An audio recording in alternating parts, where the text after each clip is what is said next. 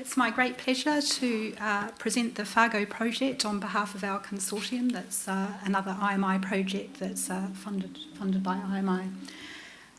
Our project really sits at the heart of what's been around for a long time, which is the immune system and its involvement in Alzheimer's disease. Some relatively recent findings from genetic studies has really put two particular genes, TREM2 and CD33, which are only expressed in microglia or phagocytes in the brain, and so very much puts the immune system as our target. And our goal is to find druggable targets and treatments for Alzheimer's disease based around these two genes. So just like the other IMI projects, we are a public-private partnership. We have 9 industry partners spread. Oh, that's a very poor map of Europe, but I think you get the general idea. We have one of our partners is in the US, but the remainder of the pharma partners are based in Europe. We also have a number of 3 small, medium enterprise partners in our project, and we have 8 different research sites on the academic side for our project. So as I said, TREM2 and CD33 are both risk genes for Alzheimer's disease. They're both expressed in phagocytes, and in the brain that means microglia, the cell's microglia. And so this is a really brief overview, if you like, of what we know about TREM2 and CD33 in these cells. So both of these proteins are receptors that sit on the cell membrane. We know that TREM2, quite complex as all proteins are, has a signalling through this tyrobp protein here, and the outcome of activation through some signal that happens on the outside of the cell is that these cells has an impact on their ability to divide and proliferate, also on their ability to move in the brain, and their ability to uptake things, so phagocytose, which is their main role, microglia in the brain. It also has an impact on their inflammatory status or the production of reactive oxygen species.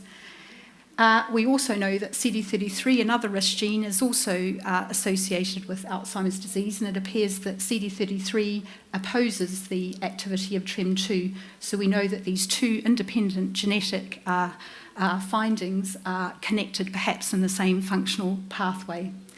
In the case of TREM2, there's very rare variant carriers which can tell us an awful lot about TREM2 function, and as you'll see, we're utilising this fact in our project. And we know that those people that have these different variants in TREM2, it affects the ability for the TREM2 to move from the inside of the cell to be a receptor here on the membrane. It also, other variants affect the ligand binding of the TREM2 receptor, and also the processing of the TREM2 receptor into the soluble TREM2 form. And in fact, our current hypothesis and all the evidence suggests that TREM2 is normally protective in Alzheimer's disease, and it's only when you get these rare variants which interfere with its function that you get the outcome of Alzheimer's disease. CD33, on the other hand, we think is probably the bad guy. In people that have the risk variant, what happens, or was believed to happen here, is that you get far more of the CD33 receptor produced here on the cell membrane, and not only is there more produced, but it has a different signature in terms of its structure here on the outside, which potentially means it's interacting with something that it didn't before. And so our project aims to potentially find antagonists against CD33 specifically, or what its activities are downstream of it, or find agonists, things that will activate TREM2, because I said that we think that that's protective. So our overarching goal of the project then is to identify druggable points of interaction between TREM2 and CD33 and any other immune genes that come along in the course of the project to modulate these microglia or phagocytes in the brain as a treatment prospect for Alzheimer's disease.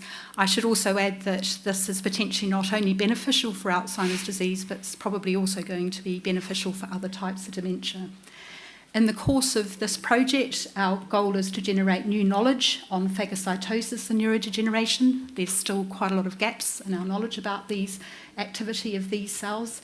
Acquire key knowledge about TREM2 and CD33, specifically in Alzheimer's disease, and to generate a number of tools that are not only useful for our consortium, but will also be useful for the wider research community. And you'll see how we're making efforts to make sure that anything that comes out of the project is as widely available to everybody as possible. We're also developing and validating assays specifically targeting CD33 and TREM2. So the Faygo approach, we have a large multidisciplinary team. We have people in basic research like myself, and we also have people at the clinical end of the spectrum. And we have a range of different expertise, knowledge and skill sets and in the areas of genetics, bioinformatics and systems biology. We have expertise in PET imaging of Alzheimer's disease patients, and the types of biomarkers that we'll need if we want to progress any findings from this study into potentially clinical trials.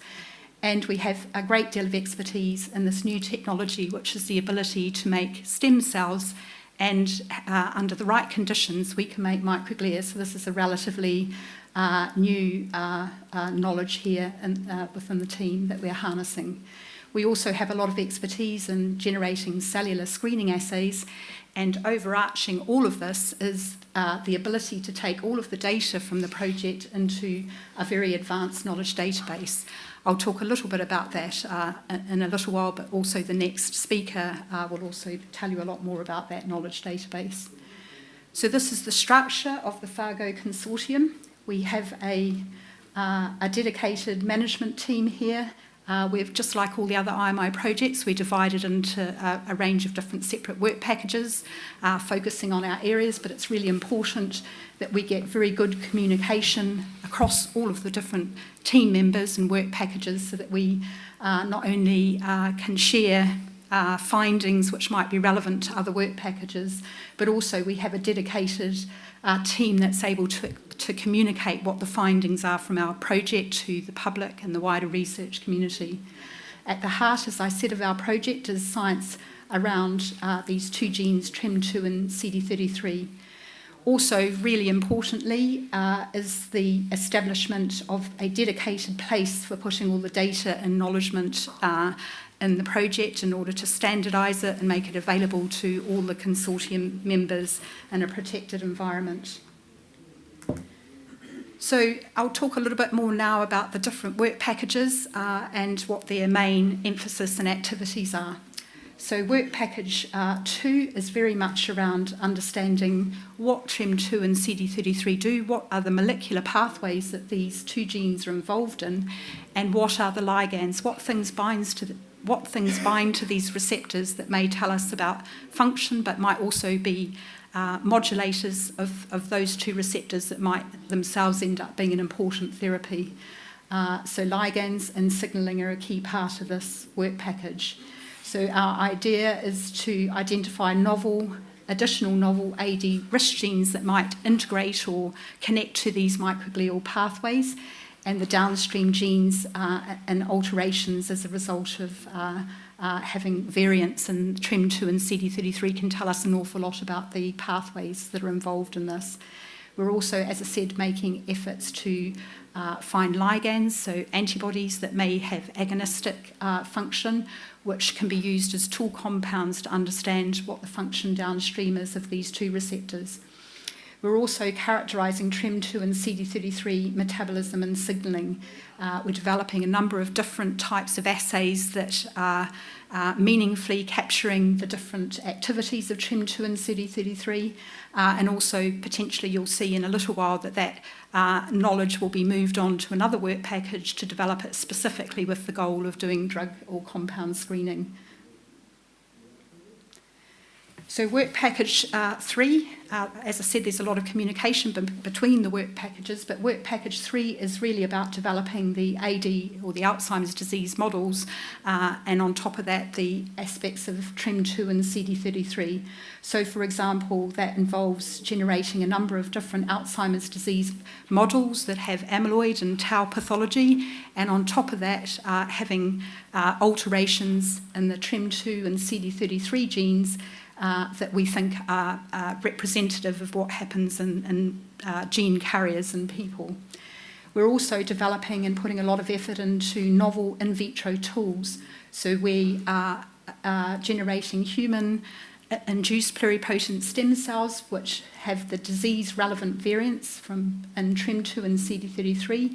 And as I said to you, we now are harnessing this fairly recent knowledge on being able to grow iPS cells into microglia and macrophages, which allow us to do functional studies. So up until fairly recently, this could only be done in non-human cells. This allows us to do it in authentic human microglia for the first time. So there's a lot of work around making sure that the protocols for this are fully optimised, and that we are all sharing and doing the same types of quality control of these cells so that we have a very standard way of using these cell lines to get meaningful data. We also have a clinical aspect to the study. Not only are we collecting blood samples from patient participants in order to make the iPS cell lines, but we're also carrying out PET imaging of these to try and understand the relationship between microglial activation and the presence of amyloid and tau in these people. We're also collecting cerebral spinal fluid by doing a lumbar puncture in order to assess biomarkers which might be useful for informing us about what happens in people with a TREM2 variant and CD33 variant, but also potentially to be used in clinical trials. And I should also mention that there's quite a lot of evidence already that soluble TREM2 is a really good biomarker in cerebral spinal fluid for Alzheimer's disease. So you get an increase in soluble TREM2 in cerebral spinal fluid in Alzheimer's disease, and there was a recent study that suggested that if you have more of this soluble TREM2 in CSF, then you have a slower progression of the disease. So in its own right, already TREM2 is appearing like a really good biomarker of the disease process. So work package 4 is all about developing modulators of TREM2 and CD33, and this is through being able to do a drug screening. So the identification of modulators by drug screening. This involves having meaningful assay development, having highly optimised and high throughput assays using the iPS cell microglia-derived microglia that I mentioned, but also other approaches with reporter assays are being developed. And we've already undertaken a pilot screen for small molecule activators of TREM2 or inhibitors of CD33 as a proof of concept for this. And we're developing new output measures that we think are meaningfully capturing the function of TREM2 and CD33. There's also activity around understanding more about the interactions of modulators of TREM2 and CD33, and as part of this effort, the structure of CD33 has already been described, and TREM2 is in progress for understanding the ectodomains, which allows us to predict what the interactions with these two receptors might be expected to look like. So modelling the interactions with different ligands. I mentioned already that overarching all of our different work packages and activities, and this is the real importance of having a good data and knowledge management system. So this is to allow everybody to access the data that's produced from the consortium, but also to allow us to do more sophisticated types of analysis that we couldn't do if we were all working alone. It's quite complex data because we'll have data from cells, we'll have data from donor brain tissue, and it's how we integrate that to understand the pathways and the potential targets that we might want to go for in terms of drug development. So it ensures that we have the data in one place, that it's standardised, and that it's available to others, as well as allowing us to do more complex analysis. Our project's been running for around 3 years now of our 5-year program, and we have a number of really important results that we have already generated from the project in terms of new knowledge about TREM2 and CD33, and also around making resources that are not only useful to our consortium but are potentially useful to others. So I won't list all of these, you can read some of them, but to give you some flavour, the iPS cell lines that we're generating in the project are being deposited with another IMI project called EBISC, and any bona fide researcher on a CUS recovery basis can request those cell lines for their own types of work. We've also characterised the specific site in TREM2 that's involved in the cleavage of that soluble TREM2 fragment, and we've identified which enzymes cause that, and in fact it's at a site that is being described in patients with Alzheimer's disease, a specific site that's being developed in patients with Alzheimer's disease. We also have developed a number of antibodies which are potential agonists for TREM2, so they activate the TREM2 receptor, which will be incredibly useful going forward to understand the function. And many of these outputs already from the project have been already published in a number of different papers, which I've listed here to name some of them, and it's a wide range of publications across the different work packages in the project. We've worked really hard from the very beginning of the project to make sure that we collaborate wherever possible with the other IMI projects so that we can add value to what they're doing and what we're doing. The sum of the parts is greater than each individual part. So you just heard previously the IMI study called Adapted, and we're sharing and working with them on our transcriptomic data, which overlaps with theirs, so that we can begin to understand how ApoE and TREM2 and CD33 might have some intersections in terms of common pathways. There was some evidence suggesting that ApoE is in fact a ligand for the TREM2 receptor, which was the impetus to approach Adapted for that work. We're also working with another IMI project, Imprint. They have established a well-characterised tau seeding mouse models, which we are working with them to implement into our own AD mouse work. We are also, as I mentioned, generating iPS cells in our study, which we are depositing with EBISC so that other people in the scientific community can request these cell lines. And we are collaborating with Autonomy on our data management and knowledge base and the types of analysis. And the next speaker will be on behalf of Autonomy. Martin will tell you more about that. We're also collaborating with EPAD to provide access to biosamples for cerebral spinal fluid analysis, particularly in relation to that soluble TREM2 that I mentioned seems to be a really good biomarker of Alzheimer's disease, or a promising biomarker of Alzheimer's disease. Outside of the IMI consortium, we're also working with other external consortia. So, for example, AMP-AD, which is a US-based consortium which has generated a lot of complex brain analyses, proteomics, expression data, and we're working with them to see how our TREM2 and CD33 might impact in their data sets as an independent validation. If you'd like to know more about our project, you can see I've listed the website there. If you'd like to know more details about the sub-projects that I've talked about within the consortium. And we also, you can follow us on social media.